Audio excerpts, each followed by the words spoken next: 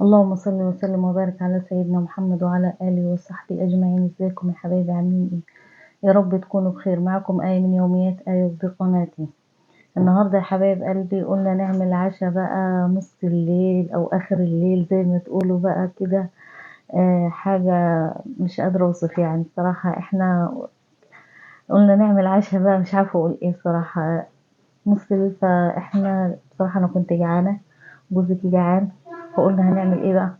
انا قلت له روح هات لي سندوتشين شاورما كده ونتعشى وخلاص. فاحنا بنتصل على المحل فبنقول له سندوتش الشاورما الكبير، قال الكبير 60 جنيه والصغير 40 جنيه. ايه ده هو ايه الاسعار اللي احنا فيها دي؟ فانا قلت له لا، انت هات لنا بس عيش سوري وتعالى، والله زي ما بحكي لكم كده. انت هات لنا بس عيش سوري وتعالى وانا هعملها في البيت. بفتح التلاجة كده لقيت نص صدر فرخة عندي، طلعته وقطعته شرايح كده والنتيجة زي ما انتوا شايفين كده. هتخشوا معايا دلوقتي ونشوف عملناها ازاي. ومعايا بواقي التلاجة بقى، اي حاجة عندي في التلاجة باقية كده فانا طلعتها وعملت بيها. وكان عندي مايونيز وعنده كاتشب ويعني مش محتاجة حاجة من بره. فتعالوا هنشوف دلوقتي. وعملت كمان جنبهم حبايتين من البطاطس كده، قشرتهم وقطعتهم زي ما انتوا شايفين، وعندي جبنة موتزاريلا برضو طلعتها. فانا جبت نص صدر الفرخه ده، فانا حطيته بحبه لبن كده، معلقتين لبن على ملح وفلفل، وكان معايا نص فلفلايه كده اصفر، ومعايا قرنين من الفلفل الاخضر فطلعتها وقطعتهم، معايا بصلايه متقطعه، ومعايا هنا طاسه على البوتاجاز يا حبايب قلبي، ونزلت بيها بمعلقه، نص معلقه زبده ومعلقتين زيت زي ما انتوا شايفين كده، ونزلت عليها بالفراخ. وبعد كده ما اتشمعت الفراخ خلاص وخدت الصدمه ونزلت ميتها، فنزلت عليها بالبصل. انا مقطعاه كده عشوائي كده صغير كده مش كبير يعني. ممكن تقطعيه عادي حلقات، مش مشكلة، مفيش اي مشكلة براحتك، بس انا ما بحبش البصل يبقى باين في الشاورما وكده. ومعانا بطاطسيتين هنا خلاص على البوتاجاز هم بيتحمروا تمام، والدنيا تمام لحد هنا، الدنيا زي الفل. ونزلت كده بالفلفل بتاعي كده الاصفر والاخضر، وقلبهم تشويحتين كده، واخلي الخضار ده ينزل ميته. وبعد كده هطفي يا حبايب قلبي عليه بعد ما الخضار ينزل ميته، هتشوفوه دلوقتي. وبصراحة يعني حاجة تحفة، عشاء نص الليل. لو وصلت لحد هنا ما تنسونيش في اللايك والشير وتشتركوا في القناة وتفعلوا زرار الجرس عشان يوصلكم مني كل جديد، فضلا وليس امرا يا حبايب. بعد كده خلاص كده تمام.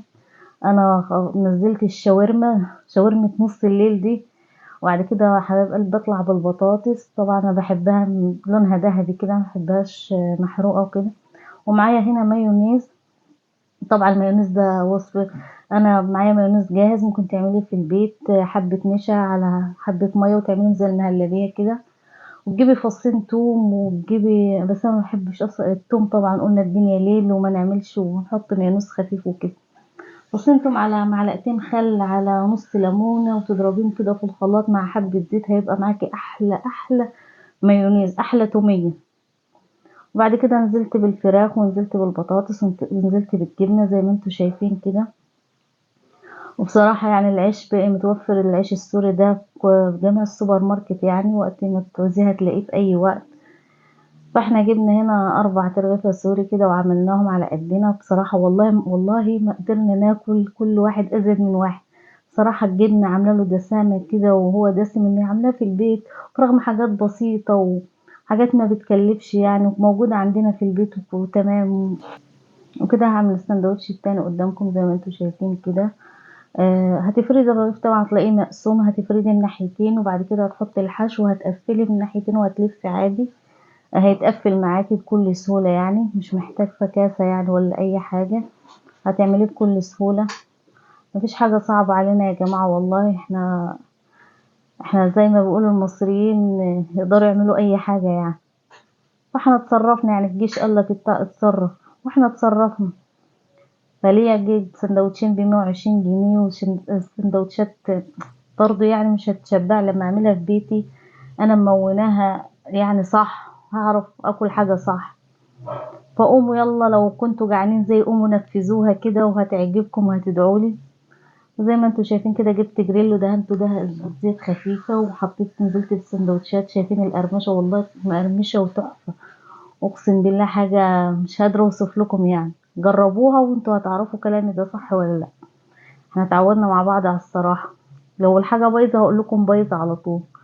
وده الشكل النهائي طبعا مع المايونيز والكاتشب وحاجة بصراحة، وشوية مخلل كده، وعشاء اخر الليل.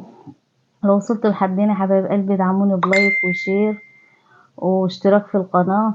يا رب يكون الفيديو عجبكم، كنا لإعجابكم يا حبايبي، واستنوني بقى في كل جديد، والسلام عليكم ورحمة الله وبركاته.